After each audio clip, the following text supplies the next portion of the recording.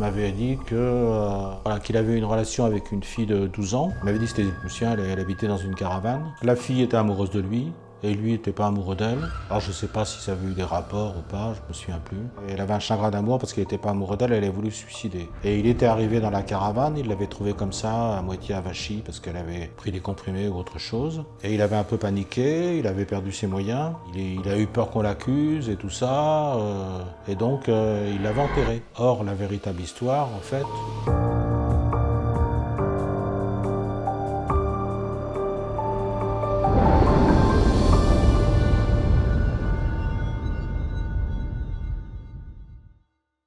Des fois, je lirai mes fiches, je n'y vois pas une forme d'irrespect, c'est juste que j'ai toutes mes questions là pour que j'oublie rien, tu vois, aucun détail.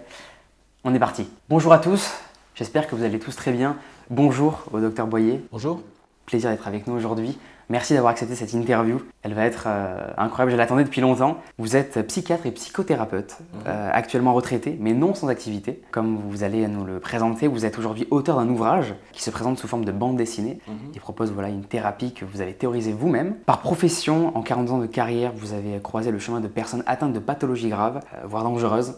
Pour certaines, vous avez accepté de venir nous raconter votre parcours, les événements et affaires les plus incroyables et effrayantes de votre carrière. Tout d'abord, revenons aux origines. Comment est venu l'intérêt que vous portez au psychisme humain, à sa santé, son équilibre et donc son étude? Lorsque j'ai pris connaissance de votre question, là, j'ai essayé de revenir en arrière et je me suis souvenu que quand j'étais en terminale au lycée, je me demandais pourquoi j'arrivais pas à résoudre les problèmes de maths tout de suite.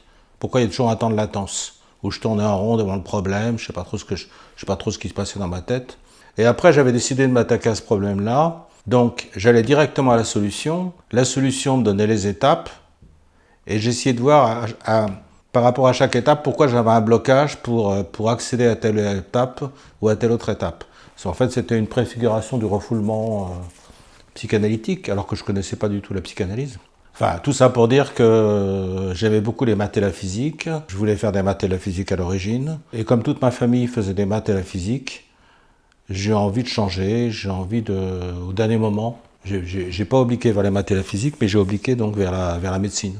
Comme j'étais plutôt bon pour les matières scientifiques, les 2 premières années, ça allait tout seul. Et puis après, quand j'ai commencé à faire de la médecine, tu pas à la 3e année, j'ai un peu commencé à m'ennuyer parce que ça me correspondait pas, c'était pas ma tournure d'esprit. Moi, ce que j'aimais, c'était la réflexion, c'était les spéculations. Parallèlement, quand j'étais en 3e année de médecine, j'ai commencé une psychothérapie parce que j'avais du mal à vivre j'étais relativement associable, j'avais du mal à vivre en société. Et en même temps, donc, ça m'a orienté vers la psychiatrie. C'est pour ça que j'ai pris l'orientation vers la psychiatrie en 6e année et qui m'a tenu quand même la tête hors de l'eau parce que quand même, j'aimais pas beaucoup la médecine et j'aurais pas été un très bon médecin somaticien. Voilà. Il s'agit d'un métier hyper éprouvant, surtout sur le plan émotionnel. Est-ce que vous avez déjà eu l'envie d'abandonner ou de changer carrément de pratique? Non, jamais. Jamais? Oui, c'est éprouvant. Enfin, on s'y fait quand même. Hein. Comme je le dis toujours, il faut rester zen parce qu'il faut pouvoir passer, par exemple, d'un rapport de force avec un patient en chambre d'isolement à aller s'occuper d'un vieillard tout de suite après qui ne veut plus manger. Donc vous passez d'un truc, une situation très tendue, à une situation avec une certaine douceur. Et si entre-temps vous avez encore en tête le rapport de force parce que vous n'êtes pas satisfait, vous regrettez ce que vous avez fait, etc., vous serez plus vigilant, vous ne serez pas assez vigilant pour ensuite vous pencher sur le cas de la personne qui ne veut plus manger. Donc il faut rester quand même, il ne faut pas être trop ébranlé émotionnellement. Selon vous, quelles qualités et compétences faut-il posséder ou acquérir pour travailler avec des personnes en souffrance psychique? Je pense qu'il faut avoir de l'humilité. Voilà, parce qu'en fait, il y a différentes façons de travailler, différentes écoles de pensée. Et il ne faut pas imaginer qu'on représente la seule approche en psychothérapie ou en psychiatrie. Après, il faut beaucoup de tolérance, parce que le discours des patients, souvent, est pas facile forcément à supporter, les choses ne sont pas faciles à supporter, donc il faut avoir effectivement de la tolérance. Puis si on n'a pas cette tolérance, on perd ses moyens, puis on fait les choses de travers, on fait des bêtises. Donc, et puis il faut aimer ça. Il faut aimer les gens. Il faut aimer les gens, oui, oui, tout à fait. Il faut aimer les gens et il faut aimer essayer de comprendre ce qui se passe dans leur tête. Tous les médecins, par exemple, n'ont pas envie de comprendre ce qui se passe dans la tête des gens, quoi. Quels sont les profils particuliers les plus dangereux que on peut rencontrer dans les services comme ça en psychiatrie? Je dirais que les gens les plus dangereux en psychiatrie, je sais pas, tout le monde n'est peut-être pas d'accord avec ça. Enfin, moi, Moi, je veux votre ressenti et votre avis sur ça. Voilà. Il y a plusieurs catégories. Voilà. Dans le côté passage à l'acte, tout cassé, par exemple, je crois que les psychopathes sont les plus, voilà, ils piquent des colères, ils ne supportent pas l'opposition, ils ne supportent pas les restrictions. Donc ils sont tout prêts effectivement à se battre, voilà, à casser des choses et à se battre.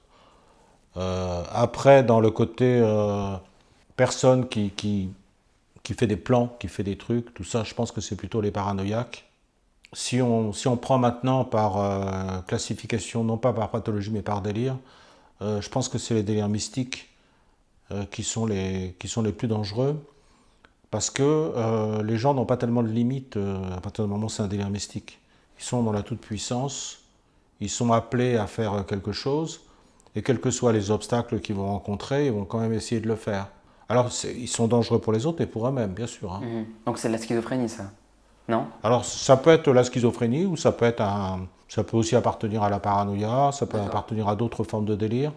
C'est le thème du délire. Et les thèmes du délire, en fait, ils sont transversaux. Ils peuvent appartenir à plusieurs personnalités différentes. Ils sont dangereux pour les autres et pour eux-mêmes. D'ailleurs, lorsqu'on parle de danger en psychiatrie, je crois qu'on en parle autant pour les autres que pour les patients lui-même.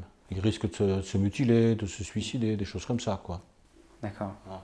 Vous avez parlé du coup psychopathe. Vous avez déjà fait face à un psychopathe devant vous qui a voulu vous agresser ou pas? Oui, j'ai déjà fait face à des psychopathes, bien sûr, c'est assez courant.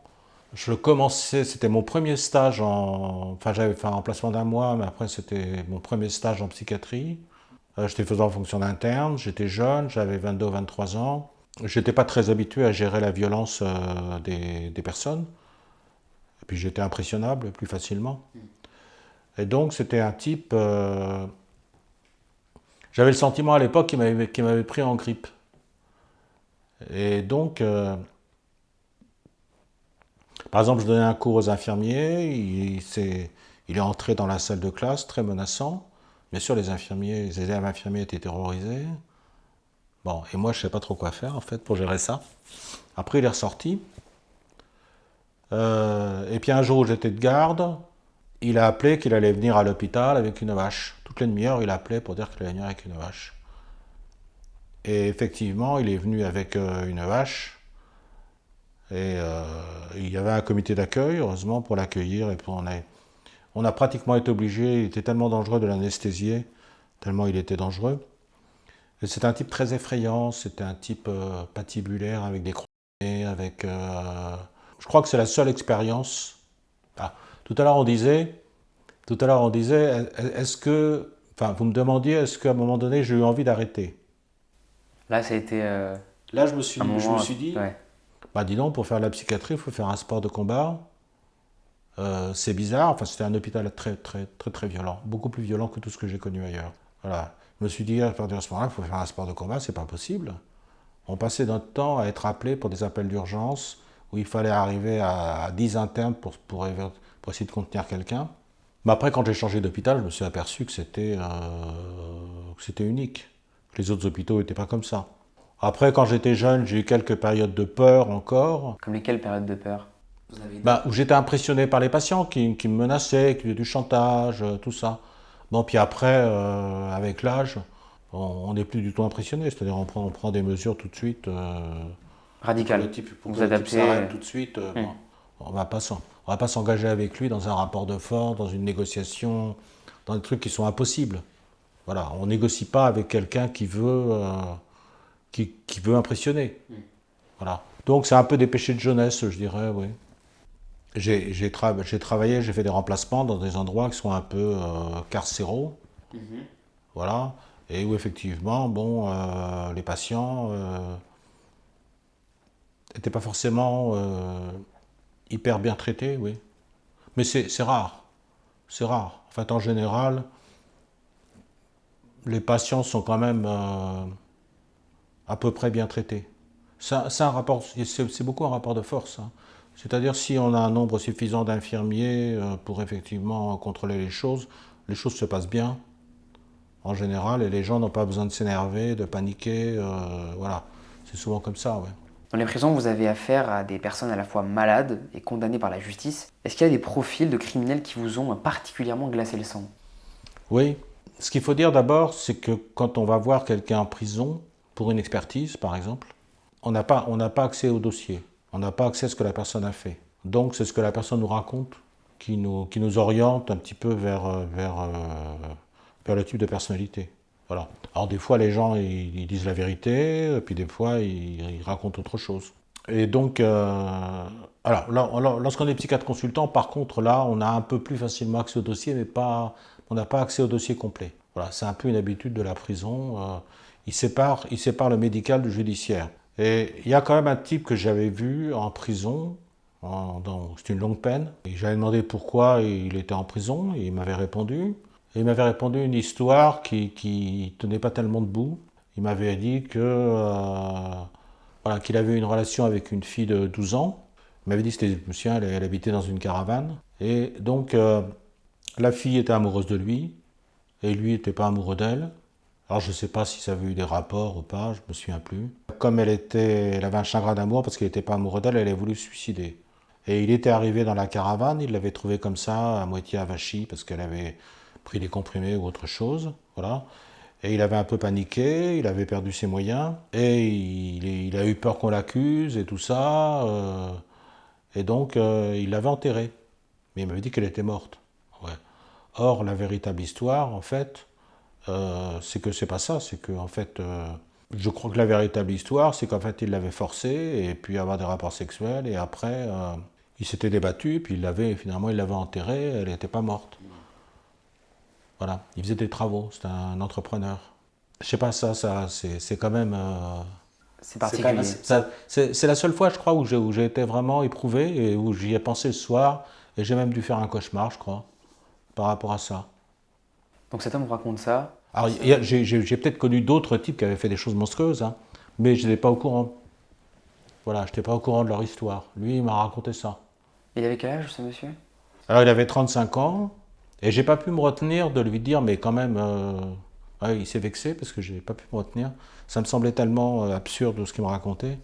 J'ai pas pu me retenir de lui dire, mais vous imaginez quand même pas qu'une fille de 2 ans va être amoureuse de quelqu'un comme vous. Et du coup, il s'est vexé. Et il a fait quoi? Oh, il a rien fait. Il s'est rengorgé, quoi. Il a rien fait. J'ai vu qu'il avait mal accepté donc ma réflexion. Mais ça si vous voulez, ça m'avait semblé tellement humiliant par rapport à cette gamine que effectivement j'ai réagi comme ça, quoi.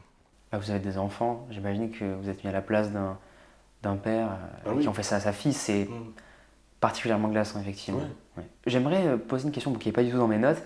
Quand vous êtes face à une personne comme ça qui est en prison, qui a fait des choses horribles, vous êtes séparés par quelque chose? Comment ça se passe en fait? Non, Non, on n'est vous pas êtes comment? séparés. On est tout seul avec la personne.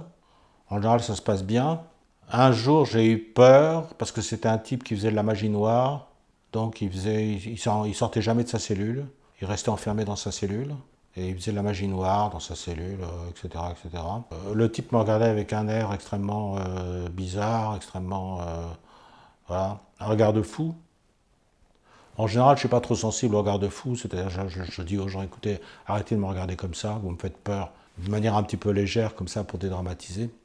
Mais là, il me regardait vraiment fixement et j'ai eu peur qu'effectivement il me saute dessus. Donc j'étais obligé d'écourter l'entretien. Mais en général, non, ça se passe plutôt bien. Bon, si c'est des maisons d'arrest, il y a des courtes peines.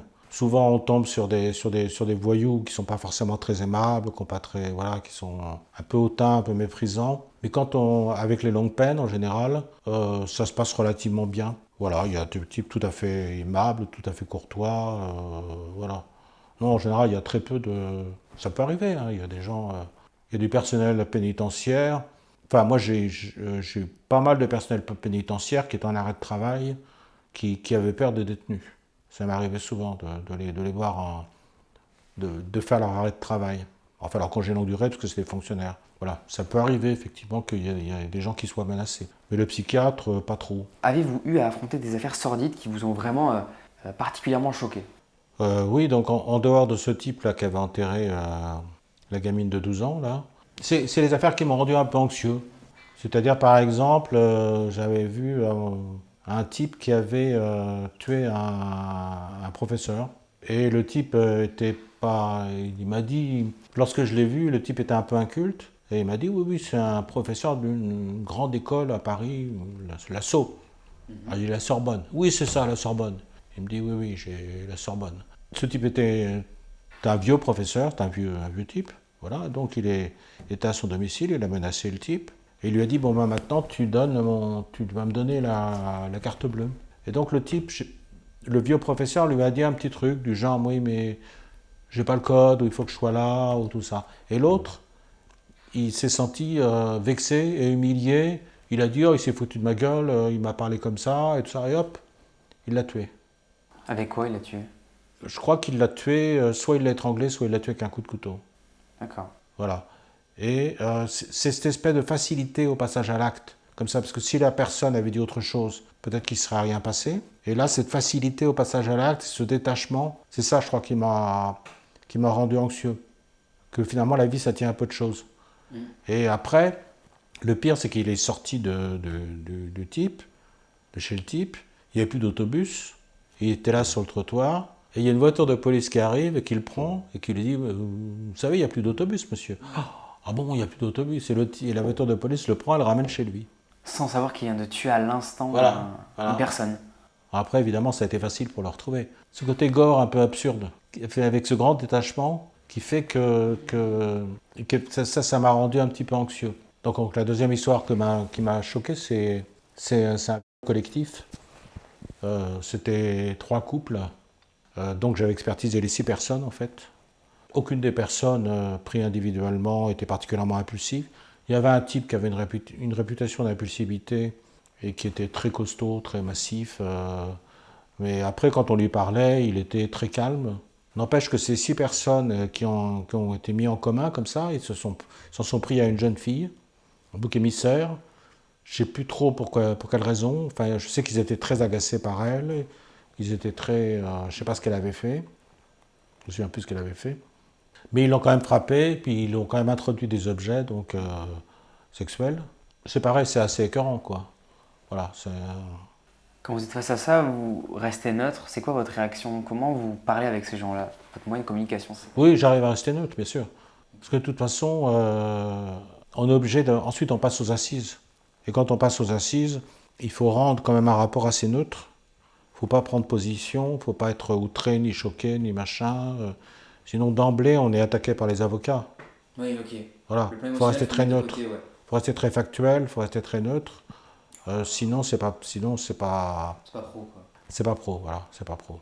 Et ça peut aussi être dans le désavantage de la victime, en fait. Et de la famille, surtout de la victime. Voilà, il faut rester... on n'est pas choqué par quelque chose, quoi. Quand on rendra un rapport, on rapporte les faits, et puis c'est tout, quoi. Puis après, l'analyse de la psychologie des acteurs, mais c'est tout ce qu'on fait, quoi.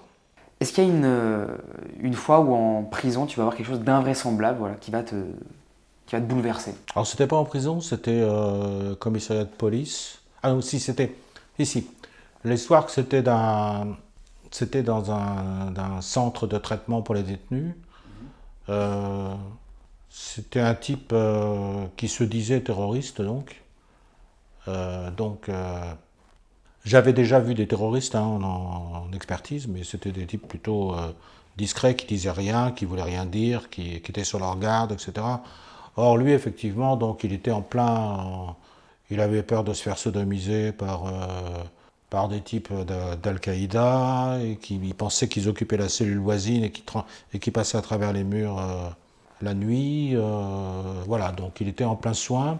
Bon, je ne pense pas qu'il était spécialement terroriste, je pense qu'il avait emprunté, dans son délire, il avait emprunté... Une entité, en fait, qui n'était pas la sienne. Voilà, il avait emprunté les préoccupations actuelles à cette époque-là. On en parlait beaucoup plus que maintenant, il avait emprunté ça pour alimenter son délire. Voilà. D'accord. La psychiatrie, c'est quand même le domaine de l'invraisemblable. Donc il y a plein d'expériences invraisemblables. Est-ce que tu t'es déjà trompé sur une expertise? Tu l'as raté, voilà. Est-ce que ça t'est déjà arrivé d'échouer? Oui, ça m'est déjà arrivé. C'est-à-dire, j'avais vu un type qui était... enfin, voilà. Je me suis trompé, mais pas complètement. J'avais vu un type qui était... il travaillait dans un collège, je crois. Il était gardien ou concierge, je sais plus. Et il faisait des attouchements sexuels donc aux gamines qui étaient là. Et on m'amène le type. On me l'amène, c'est son patron qui l'amène en le prenant par le colbar et qui me l'amène à une expertise. Ce qui est très inhabituel, parce qu'en général, les gens arrivent, ils sont penauds, ils sont gênés pour arriver à une expertise. C'est très rare quand même quelqu'un qui va dire le psychiatre, j'ai pas envie de le voir, j'en ai rien à foutre, oubliez-moi. Bon, parce qu'ils savent que fatalement, il faudra qu'il voie le psychiatre. Donc, c'était son patron qui l'a amené. Et le type était complètement, comment on pourrait dire, désinvolte. Il disait, oh, ça c'est des conneries, tout ça, on s'est amusé comme ça, ouais, il était complètement désinvolte. J'avais conclu à la responsabilité. Après, quand je l'ai revu un peu plus tard aux assises, je l'ai regardé plus attentivement et je me suis dit que ce type, s'il était aussi désinvolte, c'est qu'il devait avoir des troubles de l'humeur, qui fait qu'il se rendait plus compte tellement de la réalité, etc. Et le pire, c'est qu'effectivement, il ne se rendait pas compte de la réalité et il a commencé à sortir des assises en disant bon, moi je vous laisse hein, parce qu'il faut que je m'occupe il faut que je m'occupe du lycée, il faut que je vous laisse tout ça. Il a été récupéré à l'extérieur parce que c'était tellement inhabituel un type qui sort comme ça du séance d'assises qu'il a été récupéré finalement à l'extérieur. C'est-à-dire le type il était dans son monde. Il n'était plus du tout dans la situation. Il y a beaucoup de détenus comme ça qui sont dans leur... de détenus ou d'accusés qui sont dans leur monde, qui ne sont pas du tout dans la situation. Il y en a beaucoup qui, par exemple, qui font des choses graves et qui disent bon, allez, je ne recommencerai pas, ou quelque chose comme ça, quoi, qui sont dans leur monde. Ils dramatisent un peu les situations, quoi. Ils ne se rendent pas compte de la gravité de ce qu'ils ont fait. Pas tous, hein, bien sûr. Hein.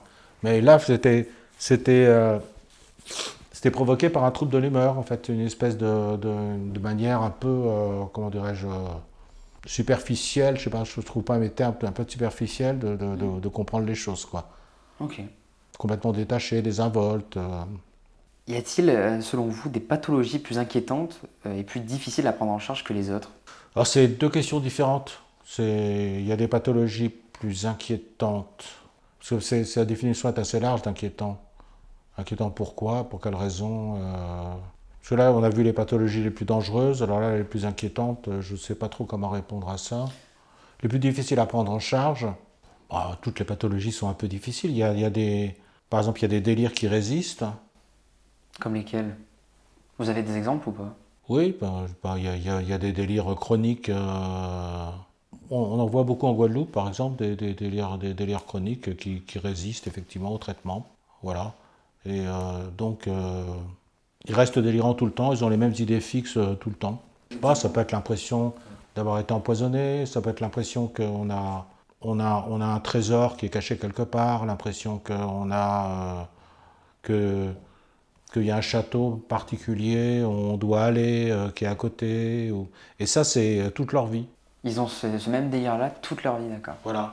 Voilà. Mais il y a aussi d'autres pathologies qui sont très résistantes. Par exemple, il y a des dépressions qui sont très résistantes. On n'arrive pas vraiment à soigner les gens, on n'arrive pas à les faire sortir de leur dépression. Il y a des angoisses qui sont très résistantes. Il y a beaucoup ou des TOC qui sont très résistants. Il y a beaucoup de choses qui sont résistantes. Vous donnez un exemple, par exemple, c'est ce qu'on appelle le syndrome d'Hellbaum. C'est les gens qui ont l'impression, par exemple, d'avoir des vers ou d'avoir des insectes dans le corps. Et ça, c'est une pathologie qui est très très résistante. J'en avais rencontré un et il venait aux urgences toujours avec sa fiole de morceaux de peau. Il voulait absolument qu'on fasse des examens. Il revenait sans arrêt à la charge. Voilà, il était persuadé qu'effectivement, il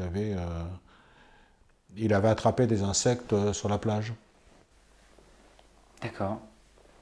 Du coup, il pensait, en fait, il a découpé un morceau de sa peau. Il coupait un morceau de sa peau pour qu'on examine, qu'on le regarde au microscope. Alors peut-être une fois il y a eu un examen au microscope, je sais pas. Hein. Mais en tout cas, il revenait périodiquement, parce que périodiquement, il avait l'impression d'être infesté. Ça, c'est ce genre de... C'est pas le seul délire qui est résistant, hein. Il y en a plein qui sont résistants. Ça fait partie, ça peut faire partie comme exemple de quelque chose de résistant. Et vous avez essayé de soigner ce monsieur ou pas? Vous avez fait quoi après qui vous a amené Non, non, non, j'ai pas soigné parce qu'en fait, d'abord il voulait pas rester, il voulait pas consulter. Bon, ça ne nécessitait pas une hospitalisation parce qu'il était pas, il courait pas des risques. Bon, déjà, donc voilà. Et après, si j'avais essayé de lui donner des antipsychotiques, je suis pas sûr que sur un délire comme ça aurait marché. C'était un délire qui était trop construit, permanent, et tout ça, et les neuroleptiques ou les antipsychotiques, ça marche pas bien, ça endort les gens, mais ça les soigne pas.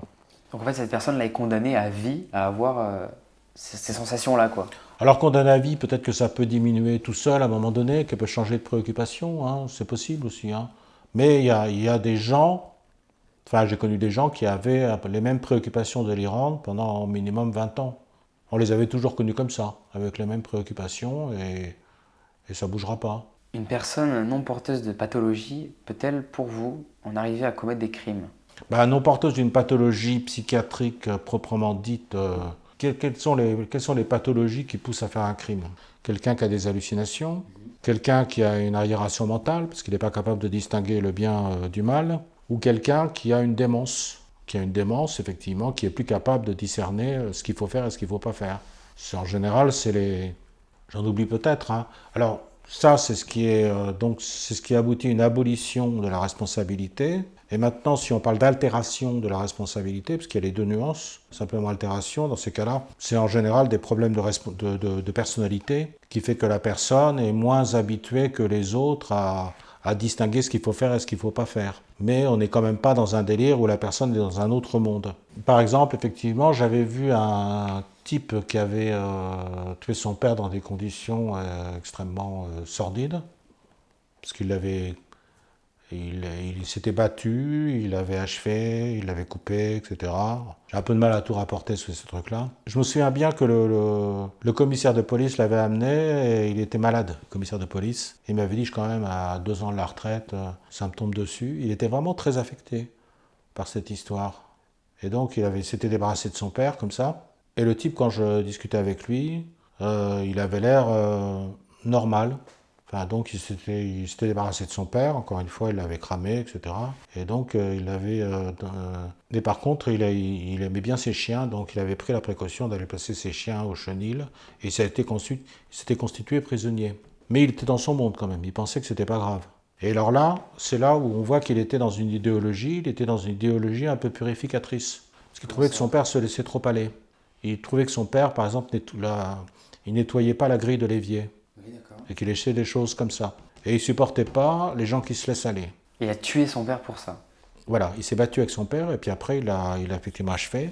Et alors, c'était marrant parce que je l'avais vu auparavant, plusieurs années avant, pour une petite chose. Il avait volé du mobilier de jardin. Et il me souvient, il avait les cheveux très courts avec une grande natte. Et j'avais mis dans mon expertise qu'il avait une allure un peu marginale. Oh là là, qu'est-ce que j'avais pas dit, parce qu'il a horreur des marginaux. Et dès qu'il m'a vu, alors que vraiment, il était arrêté pour le meurtre de son père, c'est pas de la rigolade. Dès qu'il m'a vu, il m'a dit, mais ouais, vous vous rendez pas compte, l'autre fois vous avez fait une expertise, vous avez dit que j'étais marginal, j'ai horreur des marginaux, j'ai horreur des gens qui se laissent aller, etc. Je discute avec lui, je trouve aucun trouble du cours de la pensée fluide, aucune hallucination, aucun délire, je trouve rien. Je ne vais pas inventer des choses que je ne trouve pas. Bah, effectivement, l'acte est fou, mais le type lui-même présentait aucun symptôme de folie manifeste. Et donc je l'envoie en prison. Je fais mon expertise, le procureur l'envoie en prison. Après, je reçois un coup de téléphone en colère du psychiatre de la prison qui dit « Mais tu te rends pas compte, tu m'as envoyé quelqu'un comme ça qui a fait ça, tout ça. » Alors qu'est-ce qui s'est passé en prison? Je ne sais plus, peut-être qu'il a un peu débloqué quand il arrive en prison, mais il faut dire que tout le monde l'attendait en prison pour lui casser la gueule. Donc c'était quand même c'était la jungle. Enfin, par rapport à ce qu'il avait fait, c'était sûr qu'il serait mal reçu. D'ailleurs, est-ce que ces pathologies-là, est-ce qu'elles peuvent être héréditaires? Héréditaire? Héréditaires, voilà, ou enfin génétiques, quoi. Bah, il y a toujours, classiquement, on dit qu'il y a il y a trois parties. Il y a effectivement l'hérédité, l'environnement, et après la vie en société voilà, il faut les trois. pour effectivement déclencher une pathologie. Par exemple, vous avez des vrais jumeaux, s'il y en a un qui est schizophrène, l'autre a de fortes chances d'être schizophrène, mais quand même pas totalement. Donc ça veut dire qu'il y a une place pour l'environnement, voilà ce qu'on appelle l'épigénétique, c'est-à-dire l'expressivité des gènes qui changent selon les événements de la vie. Et dans une même famille, par exemple, vous avez des gens qui sont par exemple plus ou moins malades. Bon, c'est pour ça que maintenant on parle de spectre de la maladie, c'est-à-dire qu'il y a des gens qui sont porteurs du gène, mais qui sont plus ou moins affectés par le gène. Certaines pathologies restent de loin bien plus profondes et dangereuses que d'autres. Citez-nous quelques exemples de profils les plus terrifiants dont vous avez entendu parler dans votre carrière. Dans les choses les plus terrifiantes, j'ai connu effectivement un délire mystique où quelqu'un avait été... il fallait la protéger, donc elle avait été en chambre d'isolement, et en chambre d'isolement, elle s'est énucléée. Et après... c'est donc arracher les yeux, c'est ça? Elle s'est arraché les yeux. Et après, je me suis demandé si c'était pas, en fait, c'était quelqu'un qui avait fait le chemin de croix à Lourdes. Et je me suis demandé si, à un moment donné, il n'y avait pas il y a une statue comme ça où il y a un type qui est aveugle et le type dit, effectivement, je préfère être aveugle que ne pas voir Dieu, ou quelque chose comme ça.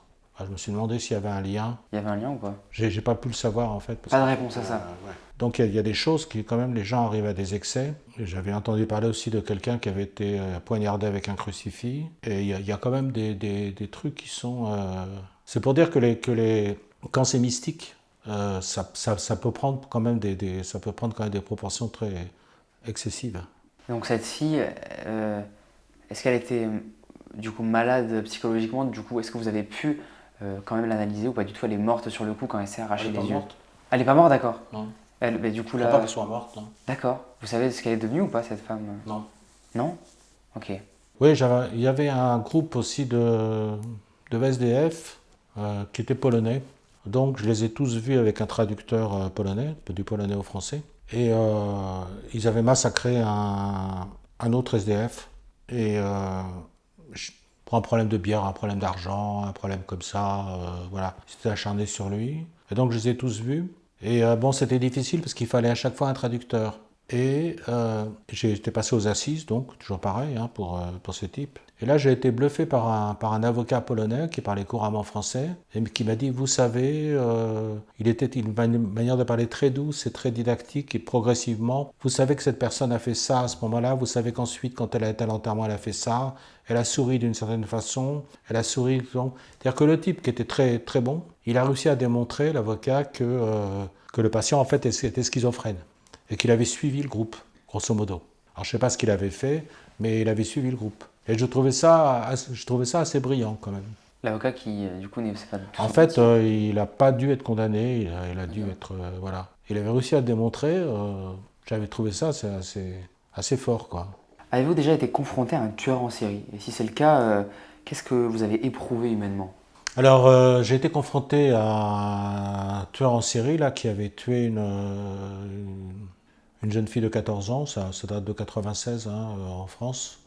Mais comme il avait été condamné déjà pour viol dans d'autres pays et qu'on n'avait pas retrouvé les femmes, on peut penser qu'il avait fait un peu la même chose un peu partout.